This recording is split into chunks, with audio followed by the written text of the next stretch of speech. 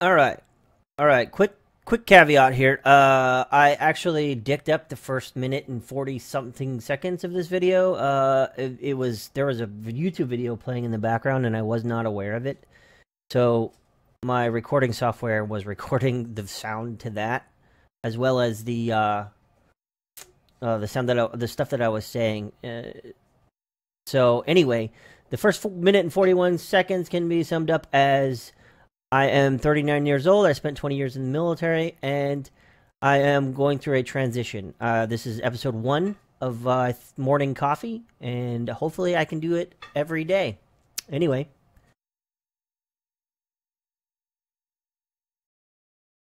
our obligation to the military is the 27th of this month.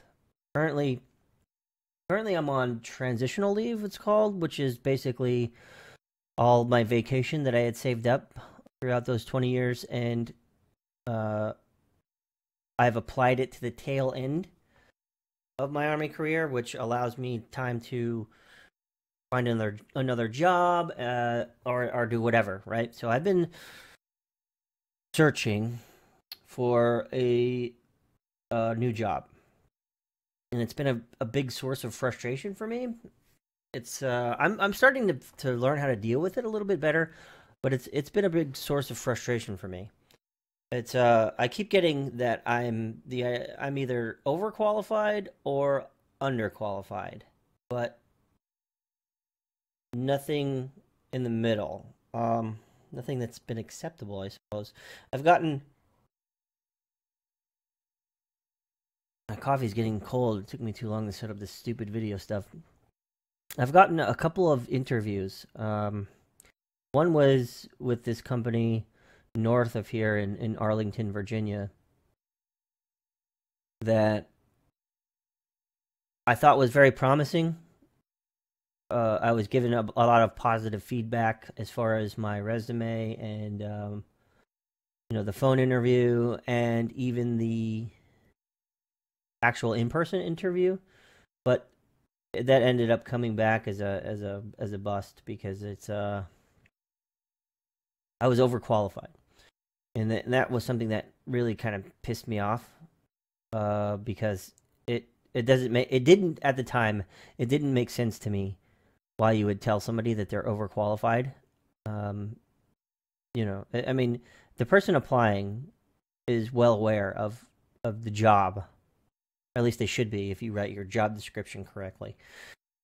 So if they're applying, that means they are willing to do that. But put that in perspective. I looked that up later, and it's not a matter of the stuff that I just stated. It's the idea that the employer thinks or assumes, which I mean rightfully so, that if you're overly qualified that you're going to leave. As soon as you find something even remotely better, you're just going to be like, fucking deuces, I'm out of here. So, understandable that they don't want to like kind of do that. But still at the same time very frustrating. Fast forward probably 2 weeks after that interview, I had applied prior. I had applied to several, and I mean several, government jobs because I am a veteran and a disabled veteran at that. Legally disabled veteran. I still have all of my arms and legs, thankfully, but I did get a percentage from the VA that allows me to apply for federal jobs under the 10-point disabled veteran preference. But I'd applied for a secretary job. Okay, this was a GS. If anybody's aware of the pay scale for government jobs, it was GS, which stands for General Schedule. That's fancy government shit for your salary. But it was a GS5, I think, which is somewhere around $30,000 a year. And that's acceptable in some places, but I live in the DC area. That's not acceptable here unless you are living in an apartment with a roommate and that kind of stuff. Uh, which I'm not. Had I own my own house. Well, I don't own it yet. The bank owns it. I just pay them absurd amount of money every month. Um, but I digress. Anyway, I applied for this secretary job, and I got an email that said I was rejected because I didn't have the right skill set, or right experience, or whatever the balls they tell you. That infuriated me. That absolutely infuriated me because I mean, the last 20 years I've been doing nothing but taking care of paperwork. As a platoon sergeant, for anybody listening or watching, as a platoon sergeant, anybody listening or anybody listening or watching who has any sort of military experience, that as a platoon sergeant, okay, that is all you are essentially in garrison. All right, you assist with training, sure, and you do all the army stuff, right? But you are essentially a glorified secretary for 41 other people if you're, in an infantry unit, which I was. And so that really infuriated me. And I understand the idea that maybe I just didn't express the particular skills that they were looking for. But still, it infuriated me because it hurt. It really infuriated me because it hurt my feelings. All right, it hurt my feelings, and I think I'm okay with saying that publicly. I mean, I was upset because I felt rejected. Right, I felt rejected, and it sucked. Anybody that's sort of versed even remotely in mental health stuff will tell you that anger is a secondary emotion. There's almost always something there. Well, no, I don't even want to say almost. At least for me, let me speak for my let me speak in I statements. For me, anger is always secondary or even tertiary in some instances. But yeah, I mean, I was so mad because I was thinking, here we go. I have 4 deployments, 4+ years spent in one very shitty combat zone or another, doing all of these in whatever whatever I had to do, right? And I'm not saying that to be special. I don't feel like I'm special. I think that anybody put into the positions that I was in would be able to do it, right? Because you would have to. But I had done all of that stuff, right? I had done all of that. And here is that same government coming back and saying, you know what? Nah, you can't answer phones. You are not qualified to answer phones. And wow, wow, that's this impersonal digital message, automated message came to me in my email and told me that I wasn't good enough. What the ever loving shit? Are you kidding? Wow. Anyway, but that was my thought process then. I understand now. I think now that I had time to cool off and hang out and I understand that they're looking for something very specific. Something very specific.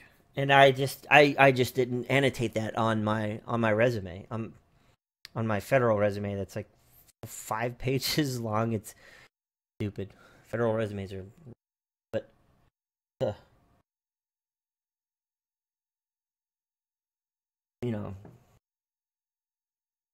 I think that was the last time I drank. Um I'll probably get into this. My coffee's running out, so that I'm gonna have to cut this off because it's cold. It's cold. I don't want to drink cold coffee. I'm gonna go reheat it here. But I part of my VA disability is because of PTSD, which I'm sure eventually I'll talk about. I've learned throughout the years of treatment that talking about that sort of stuff is helpful for me. It's helpful for me because it for several ways, but the main one is I try to I have a tendency to want to hide that sort of stuff because I don't want my negative emotions to affect those people around me. But I'm slowly learning that that's not always the case. I mean, if somebody asks to hear, how I feel about that sort of stuff, and what's going on in my head when it comes to PTSD and I mean just war stuff in general, um, that means they are welcoming, the communication. Um, and when I do it, I still and I think I won't stop doing this, but I will still, they say a lot of people they say, well, go ahead and tell me. Um, are you sure? And there's a lot of like disclaimers. Like, are you sure this is not like, these stories are not easy to hear. They're not easy for me to say, and from my experience, they're not easy to hear, especially for people that are close to me. But yeah, I'm almost certain if I keep doing this, I'm almost certain that we'll get into that stuff. We will get into that stuff. Bleh.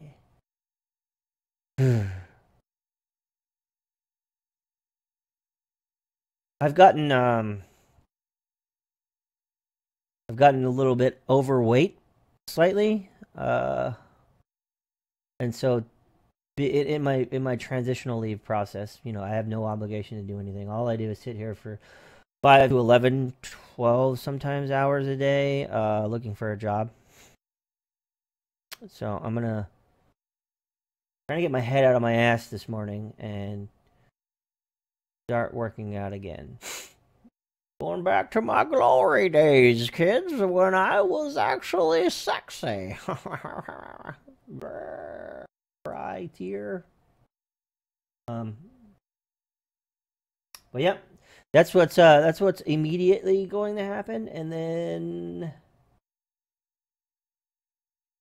I think